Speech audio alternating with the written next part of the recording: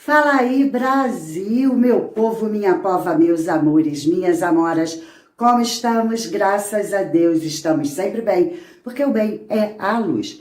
Precisamos permanecer na luz. Para isso, precisamos estar sempre bem, mesmo que as circunstâncias nos digam o contrário, não é mesmo? Gente, estou morrendo de saudade de vocês. Eu sei que muitos de vocês estão com saudade de mim, porque vocês me mandam mensagem. Muito obrigada pelo carinho de vocês. Esse ano eu tô bem enrolada. Não vai melhorar, gente, vai melhorar. É pro meu bem, sempre pro bem, né? Então, gente, Ruth, agora que você vem desejar Feliz Natal, tá atrasada. Eu desejei Feliz Natal lá no meu post, na aba mesmo de postagens do YouTube. Vai lá que tá lá na época certa, não é? Então, e para quem me segue nas minhas outras redes sociais, viu que eu desejei Feliz Natal para todos. Eu só não fiz um vídeo porque realmente faltou tempo, sim, gente. Então, e para quem não acredita no Natal, por qualquer que seja o motivo, não curta o Natal. Mesmo assim, gente, mensagem do bem é sempre mensagem do bem, tá? E hoje eu vim trazer a mensagem do bem que foi refletida, digamos assim, na nossa reflexão natalina, porque eu reúno a família e os amigos para fazer uma reflexão todo ano no Natal sobre algum contexto que envolve o Natal de Cristo, tá? Esse ano, gente, eu vou mostrar para vocês, porque todo ano eu pego uma figura do presépio, por quê? Porque eu sempre repito, o presépio é uma fotografia que nós não temos no momento do nascimento de Jesus. Porque nós não temos data, não temos certeza nem do ano, não temos certeza de nada. E para aqueles que falam assim, porque essa data é pagã, gente, até o teu aniversário é pagão, tá? Porque se a gente for levar ao pé da letra, tudo foi mudado. O nosso calendário, o nosso ano, tá? Porque no calendário judaico nós estamos no ano 5000 e lá vai fumacinha com bolinha, tá? E nós estamos no ano 2000. Então, até o nosso ano é pagão. Aí, presta atenção, setembro, 7, lembra o quê? 7. Então deveria ser o mês 7, é o mês 9. E aí tem uma sequência. Setembro, 7. Outubro, 8. Novembro, 9. Dezembro, 10. E a gente tá no 9, 10, 11, 12. Oi? Para com essa história de paganismo, né? Nós somos todos pagãos quando a gente se identifica pelo ano que nós estamos, o ano que nós nascemos, um ano pagão com uma data pagã, então pronto. A gente já nasceu no paganismo, então vamos parar com essa história, né? E mais, como a gente não tem nada de concreto, vamos comemorar o que a gente tem de concreto. A certeza que Jesus nasceu. Não é verdade? E sim, vamos comemorar. Hoje, a reflexão é sobre um único personagem que estava no momento da chegada e no momento da saída. Foi a reflexão que eu fiz, eu não trouxe, eu não andei gravar, como eu faço todo ano, porque fica barulho de fogos, papapá, aí os cachorros latem, fica uma confusão o vídeo. Então vamos, né? Eu falei, não, ali eu tenho que falar um pouco mais alto para quem está perto e depois eu faço o vídeo, contando tudo que foi refletido e mostrando. E é o que nós vamos fazer hoje juntos. Tá bom? E para aqueles que não acreditam, vamos refletir sobre nós mesmos nessa data. E já vou adiantando um feliz ano novo, porque aí todo mundo comemora, né? Não interessa se o ano é pagão. Eu não vou comemorar o ano novo porque essa data nem é certa, porque a data tá no calendário judaico, porque os judeus também não comemoram o ano novo junto com a gente, 31 de dezembro, vocês sabiam disso? O ano novo judaico é outro, então... para, né? Para. Vambora para a reflexão? Partiu reflexão? Eu só vou mostrar para vocês aqui, porque, né, como eu não vou ter o momento, eu vou deixar minha carinha assim de fotografia, junto com a reflexão, vou passar algumas outras fotos só para não ficar chato. Vocês vão prestar atenção no vídeo, e não, tá? Não, mas tem muita coisa para ver no vídeo, tá? Mas eu vou adiantar para vocês qual é a figura esse ano. Esse ano, a figura do presépio, que é a imagem que nós não temos, é esse personagem. Ou essa personagem, né? Essa personagem, o burrinho. Nós vamos entender o significado desse burrinho, tá bom? E lá no final de toda a nossa reflexão, aqui em casa, eu só vou mostrar para vocês, porque não tem como eu fazer esse sorteio. Mas nós sorteamos, sem ninguém saber o que era um presente oculto, né? Nós sorteamos o presente oculto da reflexão. Uma pessoa ganhou, vou mostrar para vocês, né? O que foi sorteado, gente. Burrinho, olha. É que ele tá no saco, aí a orelhinha fica dobrada assim, mas é um burrinho. Tá? Quem esteve presente, teve convidados que faltaram. Vocês perderam o sorteio, tá bom, gente? Foi o burrinho, tá? Com o filhinho, ó. Tá vendo? Esse também tem um significado e com a reflexão vocês vão entender. Então, gente, agora partiu? Vamos embora para nossa reflexão natalina?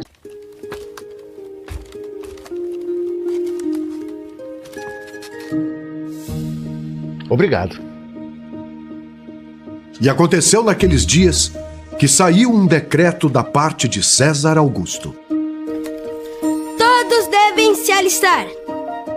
E subiu também José, da Galiléia para a cidade de Davi, para alistar-se com Maria, sua esposa, que estava grávida.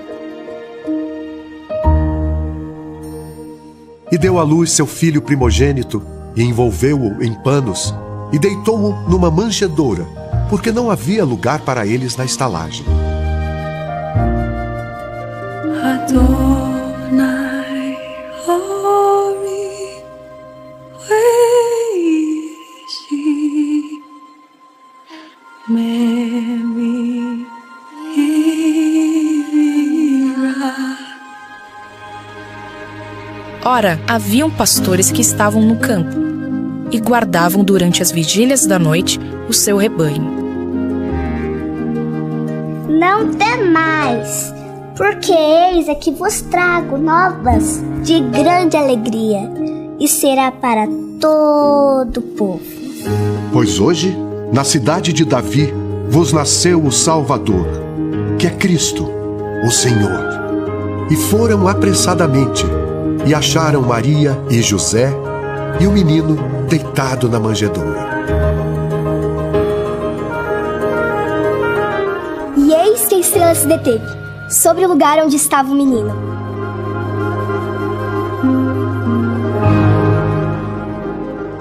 E eis que os magos vieram do Oriente. Vendo eles a estrela, alegraram-se muito. E ao entrarem na casa, prostrando-se, o adoraram e lhe ofertaram dádivas: ouro, incenso e mirra.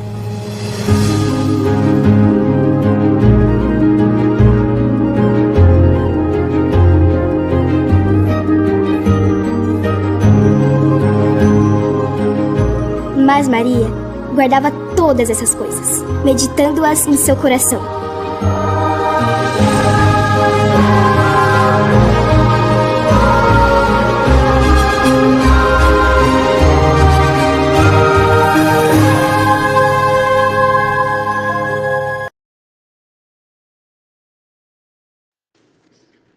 Então, meu povo, vamos começar a nossa reflexão sobre o Natal.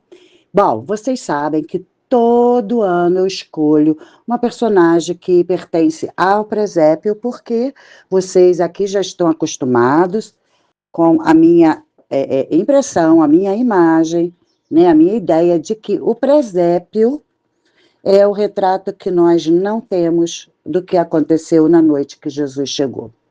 Bom, o nosso personagem principal sempre será o menino Jesus, o nascer do menino Jesus. Porque se isso não acontecesse, nem alguém aqui entre nós ou alguém no mundo, nenhum de nós, seres humanos, teria direito ao renascimento. O nascer de Jesus simboliza o renascimento, o direito ao renascimento, e ao renascimento eterno, para sempre, né? Que é o melhor renascimento. Essa vida é tão passageira, essa vida é tão cheia de tribulações, de preocupações, de sentimentos negativos, de sentimentos ruins, de tristeza, de dor, de tudo. que não é legal pra gente, que vai amargurando nossa alma, né? Que vai nos envelhecendo mentalmente, emocionalmente, vai nos desgastando. E tudo que nós podemos esperar é o momento do renascimento eterno. Quando nós chegamos nessa fase, nesse período de sermos tão adultos, não tem nada a ver com idade cronológica, mas de sermos tão adultos e tão maduros ao ponto de entender que a vida é muito mais chata do que bela. É muito mais pesada do que soft, do que suave. E aí a gente fica esperando sempre uma coisa melhor, mais leve, sem preocupações. Esse melhor é o nosso renascimento eterno. E isso só é possível através desse nascimento comemorado hoje. Cansamos de falar sobre datas, que a data não é importante, que a história do paganismo não é importante. Somos todos pagãos. Todos nós nascemos numa data pagã. Ok? Então, gente, o melhor é comemorarmos. Ah, mas o Natal é chato porque está faltando gente da família, é triste porque tem alguém doente, porque alguém não está na mesa, gente. Nós não estamos falando do Natal de comida, de bebida, de presente, de roupa nova, de luzes e de Papai Noel. Esse Natal fica mais chato a cada ano quando alguma coisa é subtraído da gente. Mas o Natal verdadeiro, Natal é nascimento, é comemorar o renascimento, inclusive nosso. Então, gente, não tem como ser chato, não tem como ser triste. É a melhor coisa que nos aconteceu. Ok? Então, e dentro disso, nós conhecemos muito bem a história do nascimento e a história do fim, da morte, que, né, conclui a missão que Jesus veio fazer aqui, nos lavando, nos purificando, abrindo o caminho, né? Então, gente, só tem, dentro desse presépio, desse contexto de presépio que tem essa fotografia desse nascimento, só tem uma personagem ali que esteve presente, tá? Na verdade tem dois, que esteve presente no nascimento e na morte de Jesus, nos dois momentos principais para cada um de nós seres humanos, tá? Tem Maria, que é a mãe, então está presente, porque ela é a mulher que a Bíblia fala lá no começo, quando Deus promete, né, que a semente da mulher iria pisar a cabeça da serpente, então ela tinha que estar presente para vivenciar. Né? Nós falamos sobre isso na Páscoa. Tá? Mas, independente da mulher, Maria, né, quando Jesus morre, ele fala, mulher, eis aí o seu filho, para o João, né? Porque era a mulher, ela representava não a mãe dele, mas a mulher, aquela que recebeu a promessa lá no Éden. Né? Então ela tinha que estar presente para falar, eis aí agora o seu filho, né? Porque o filho dela, legítimo, já tinha cumprido o que veio fazer. Bom, então não é Maria. Então quem mais? Quem mais? Quem mais? Pois é, gente. Esse quem mais é o burrinho. Vocês já perceberam que o burrinho deu a entrada de Jesus na terra? Porque ele carregou a Maria até o momento dela dar a luz. E depois a gente ouve falar no burrinho quando? Quando ele carregou Jesus até o caminho da cruz. Porque o que é comemorado na entrada dele em Jerusalém, quando ele entra com o burrinho, que nós chamamos hoje em dia de Domingo de Ramos, era a entrada de um rei. O burrinho entrando daquele, por isso que eles pegaram ramos e jogaram, porque era um rei que veio reivindicar o seu direito. E eles acreditaram que isso seria de um modo terreno, que ele iria reivindicar de Roma o direito sobre eles. E não, ele veio sim, como um rei, reivindicar o seu direito sobre a vida de cada um de nós até hoje, o direito de ser rei eterno, de ser senhor eterno, sobre cada um de nós. Então, o burrinho, gente, ele trouxe um rei e levou o rei para o cumprimento desse papel, né? E qual a importância disso? O que isso significa na nossa vida? Bom, gente, tem dois animais no presépio que nos representam, nós seres humanos, né? Primeiro, a ovelha, mas só é a ovelha do bom pastor quem aceita o bom pastor, que é Jesus. E o burrinho, gente, é a coisa do antes, durante e depois. Não o papel da ovelha que precisa, né? Já é dele, precisa do bom pastor ali. O burrinho, gente, é assim, em outras religiões de matizes africanas, né, que a gente conhece vulgarmente, eu vou falar assim, vulgarmente mesmo, como macumba, porque aí tem vários ramos, como tudo, né? O cristianismo tem várias vertentes, o católico, o evangélico, o kardecista e tal. Bom, e nessas vertentes tem dois modos de chamar quem recebe entidade, que é cavalo ou burro. Burro, porque recebe a entidade. Pronto, estamos ligando. O burrinho recebeu a maior entidade, né, que estava dentro do ventre da mãe e depois ele próprio, sozinho, sem o ventre da mãe. Ele recebeu, ele conduziu. Assim como nessas religiões, né, que chamamos vulgarmente de macumba, mas não é, gente, matizes africanas, tá? Recebem a entidade, literalmente, né? Eu costumo dizer, a entidade baixou, e Jesus precisa baixar na gente, a gente precisa receber, a gente precisa estar disposto a se colocar como aquele burro, aquele cavalo nos centros e nos terreiros, que deixa chegar, deixa entrar, recebe de boa vontade, recebe todo, porque quando existe isso, quando essas entidades, né, chegam e que o cavalo ou o burro recebe essa entidade, tudo dele é para a entidade, o corpo, a voz, a vontade, tudo, assim nós devemos ser para Jesus. Essa é a simbologia do burrinho, nós sendo o burrinho, recebendo, mas recebendo de boa vontade, entregando tudo, deixa ele conduzir, você não raciocina mais. O teu corpo, a tua mente, a tua vontade precisa receber ele, deixar ele conduzir. Essa é a grande mensagem. Porque não adianta, gente, ele ter nascido, ele ter morrido, ele ter feito tudo o que ele fez, se não houver essa entrega total, sabe? Não é aquele assim, eu vou para a igreja, aceitei Jesus para ele me curar, ou para ele melhorar minha vida financeira, ou para ele me dar um marido, ou para ele me dar filhos. Não, gente, não é troca, não é negociação. Tá? Quando nós falamos, de novo, desses burros ou desses cavalos de centros que recebem a entidade, não é para troca, é para entrega. É o contrário. E nós precisamos aprender isso. Essa é a mensagem do burrinho na vida de Jesus, a entrega total, sem questionamento. É o burrinho. Ai, Ruth, agora você viajou na maionese, gente. Agora a gente vai assistir a um vídeo de um grafite que foi encontrado muito lá naquele tempo dos primeiros cristãos, que ainda Roma dominava, para a gente entender essa história melhor, de burro. Vocês vão entender. Então, vamos embora acompanhar junto, agora, um videozinho para esse entendimento. Tá bom? Vamos lá? Vamos assistir esse vídeo.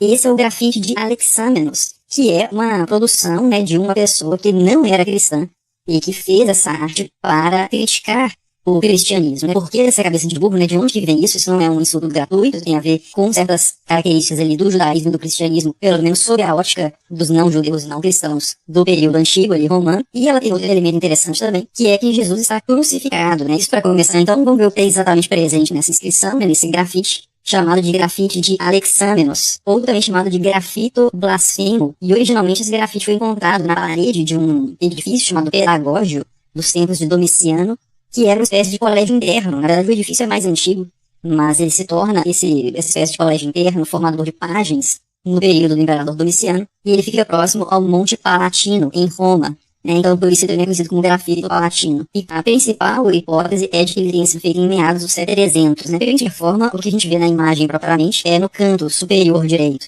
um homem com os braços abertos e de costas, né? Vocês podem reparar aqui que as partes traseiras deles estão expostas aqui, isso é importante para a discussão do sentido dessa imagem. E ele tem uma cabeça de equino, né? Talvez um cavalo, talvez um asno, é curioso também que há traços que mostram que há um traço horizontal sobre os pés da figura, um traço horizontal no nível do ombro aqui, das mãos da figura, e um traço vertical cruzando esses outros traços, formando uma espécie de cruz com um suporte para os pés. A gente vai analisar isso aqui melhor daqui a pouco também.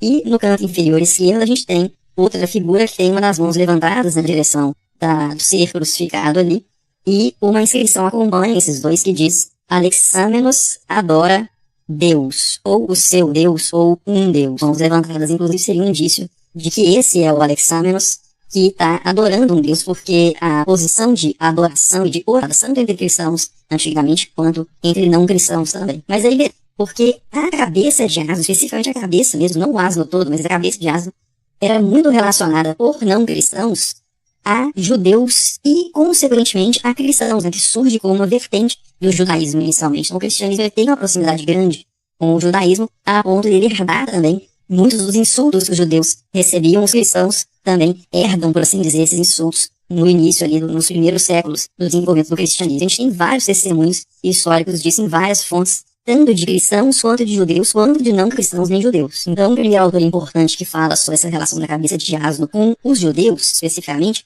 é o Flávio Josefo, que é um judeu, e ele escreve um texto chamado Contra a Ião, em que ele registra ali que alguns não-judeus diziam que judeus adoravam uma cabeça de asno no templo de Jerusalém, e que Antíoco Epifânio, né, o Antíoco Epífanes, Antíoco IV, um rei Seleucida, ele viu essa cabeça de asno feita de ouro quando ele invadiu o templo de Jerusalém. Isso antes da revolta dos Macabeus ali. Então tem esse registro no Josefo, de Josefo incomodado que não-judeus estavam falando isso a respeito dos judeus, né, que os judeus adoravam uma cabeça de asno.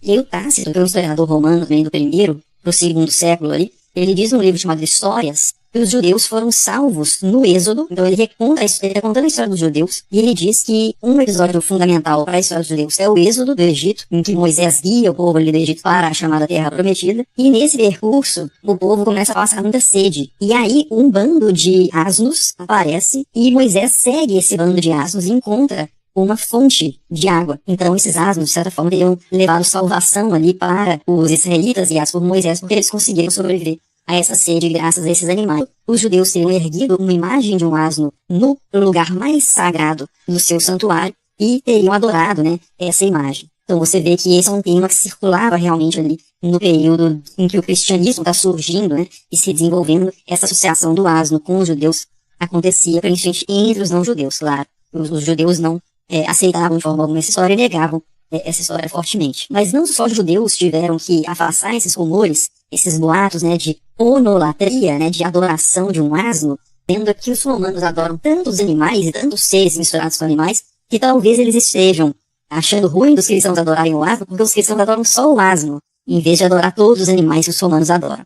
Mas é claro que nessa citação ele está sendo polêmico, porque ele não está reconhecendo como legítima essa ideia de que os cristãos adoram o asno, né? Ele só está rebatendo a agressão, por assim dizer, né? E é interessante também que tem outro texto do Tertuliano que diz que até judeus, que originalmente era o povo acusado de onolatria, tendo uma imagem de um homem de toga com orelhas e patas de asno que representavam os cristãos. Então veja que quando esse grafite de Alexamenos é encontrado, né, arqueologicamente no século XIX, não sei se eu falei a data lá no início do vídeo, né, mas esse grafite foi encontrado em 1857, mas quando esse grafite é encontrado, ele cabe direitinho naquilo que a gente já conhecia sobre esse período e sobre essa tensão cultural, religiosa, social entre judeus, cristãos e os adeptos das tradições greco-romanas, né, como se chamados de pagãos posteriormente. Mas eu estou evitando o termo pagão, porque ele é muito impreciso, né, muito genérico. O paganismo não é uma religião.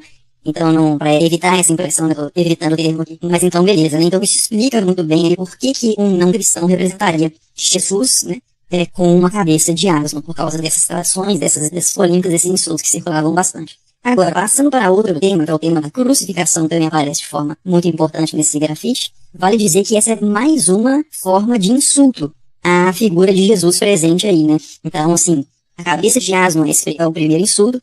O fato dele estar de costas com as partes traseiras para as pessoas ali à mostra também é uma forma de insulto que era muito utilizada nesse tipo de representação. E, finalmente, a questão da crucificação também é uma forma de demonstrar desprezo, né? Porque a cruz, apesar de ter se tornado um elemento extremamente positivado, né, considerado muito positivo poderoso, utilizado em exorcismos, por exemplo, para afastar o mal, o símbolo do bem, da salvação, etc. As pessoas penduram no pescoço. A cruz, originalmente, era um instrumento de tortura e humilhação. E foi assim durante, inclusive, o período em que o cristianismo já existia e se desenvolveu, e só vai deixar de ser um instrumento utilizado para execução no período romano, ali depois de Constantino, né, no quarto século. Mas a ideia de um Deus crucificado para os não cristãos era absolutamente ridícula, né? Era uma tolice, era uma contradição tremenda, né? Um instrumento de execução de bandidos, das pessoas consideradas as piores da sociedade, associado a algo que é o sagrado divino. Então, Paulo mesmo, nas cartas, lá na primeira carta aos Coríntios, reconhece isso dizendo que Cristo crucificado, a mensagem, a ideia, a pregação de Cristo crucificado é escândalo para os judeus e loucura para os gentios. Tem um autor romano também que fala que ouviu dizer, né, de outras pessoas que os cristãos adoravam a cabeça de um burro, mais uma vez, outro autor dizendo isso, né? Inclusive ele diz, adoravam a cabeça de um burro, que é a mais baixa das criaturas, e eles adoravam também, segundo esse autor tinha ouvido falar, eles adoravam um bandido crucificado. Então, meus amores, assim como vocês puderam ver, esse grafite é muito, muito antigo, né, do século III, né, o que é interessante é que eu não sei se vocês prestaram atenção, que esse grafite estava numa escola, na parede de uma escola, tá? E pelos traços a gente vê que quem fez foi uma criança que fez esse grafite, né, sobre um cristão adorar um burro. Antes disso, vocês puderam entender que eram os judeus, né, que eles chamavam antes do cristianismo, e a coisa passou para os cristãos. Por quê? Porque naquele tempo, Roma, Egito, Grécia, todos eram politeístas, adoravam vários deuses. O judeu era monoteísta, adorava um único Deus, né? E o cristão passou a adorar um único Deus. Então, né, veio a coisa da cabeça de burro. O que tem a ver? É a cabeça, tá, gente? E o que isso tem a ver? O monoteísmo com o politeísmo. Por quê? Que tanto contra os judeus e mais tarde contra os cristãos, essa cultura foi passada a ponto de chegar numa criança e achar normal a criança escrever esse tipo de coisa, desenhar, né? Que era um preconceito horrível, era pior do que um bullying, porque ficou na parede, tá? Por quê? Porque assim eram ensinados, né, as crianças que não eram monoteístas, que não eram nem judeus e nem cristãos. Por que isso, gente? Fica mais fácil a gente entender quando a gente lembra, por exemplo, do Egito. O Egito é politeísta e tem vários deuses, mas tem deuses com cabeças de animais, por isso a cabeça, né? Então, tem um com a cabeça de chacal, outro com a cabeça de uma águia, e eles tinham essa representatividade de cabeças, né, de animais. E, de repente, gente, veio uma religião, digamos assim, sem isso. Então, é a cabeça de um burro, de um jegue, né? Nós somos cabeças de burro, porque adoramos um burro. Olha aí o burrinho de novo, gente. Ou seja, o politeísmo, o preconceito de não aceitação de um único Deus. Então, gente, desculpa, mas para nós cristãos, né, e adeptos do cristianismo, o burro está do outro lado, né? A cabeça de burro está nesses deuses, mas isso é para uma outra época. Bom, então como vocês viram que era um grafite infantil, tá? Numa escola infantil, nós revertemos isso quando as nossas crianças, né, começam a representar a chegada de Jesus com um burrinho. Eu mostrei o vídeo inteiro e agora vou mostrar só uma partezinha disso, da gente reverter essa cultura, não é? E o burrinho tem o sentido de carregar mesmo, né, a entidade de Jesus. O burrinho é a representatividade de receber Jesus. E as crianças entendem essa mensagem já. Reverter, as crianças gostam do burrinho, né, na representatividade do presépio e da Páscoa. O burrinho tem a sua importância, porque, na verdade, ele está fazendo uma proposta para nós humanos, para nós sermos como ele, e carregarmos essa entidade de Jesus. Receber, né, assim como outras religiões recebem as suas entidades, com tudo que tem, com toda a boa vontade. Bom, espero que tenham gostado desse vídeo, né? Escreva aqui nos comentários, deixe seu like, deixe seu dislike, fale comigo nos comentários e feliz ano novo para vocês, tá? Que as coisas se renovem, porque no Natal a gente deseja que tudo renasça, que Jesus, com a sua luz, com o seu bem, renasça na nossa vida todo ano. E o ano novo a gente, em vez de falar renasça, que se renove. Então vamos juntar o renascer com uma renovação, tá? Com muita luz. Beijo no coração de cada um de vocês, fiquem com Deus, até a próxima, fui!